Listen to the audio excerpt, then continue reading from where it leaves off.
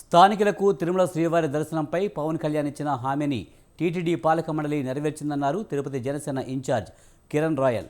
స్థానికులకు శ్రీవారి దర్శనం కల్పించిన ఘనత కూటమి సర్కార్దే అన్నారు ఆయన. గత వైసీపీ సర్కార్ స్థానికులకు శ్రీవారి దర్శన భాగ్యం కల్పించలేదని కిరణ్ రాయల్ దుయ్యబట్టారు. శ్రీవారి దర్శనం పేరుతో వ్యాపారం చేసిన అప్పటి టూరిజం మంత్రి అధికారులపై చర్యలు తీసుకోవాలన్నారు. స్థానిక తిరుపతి ప్రజలకి గత వైసీపీ ప్రభుత్వంలో దర్శన భాగ్యం కల్పించలేదు. పవన్ కళ్యాణ్ గారు ఎన్నికల సమయంలో తిరుపతి ఇదే 4 కళ్ళ మండపం కాడ ప్రజలకు హామీ ఇచ్చారు. అధికారం రాగానే ప్రతి మంగళవారం మొదటి వారంలో స్థానికులకు దర్శన భాగ్యం కల్పిస్తామన్నారు.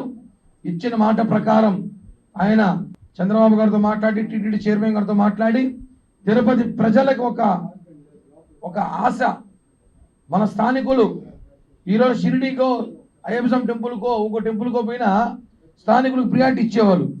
కానీ తిరుమల తిరుపతి దేవస్థానం జరిగేది కాదు. చాలా బాధాకర విషయం.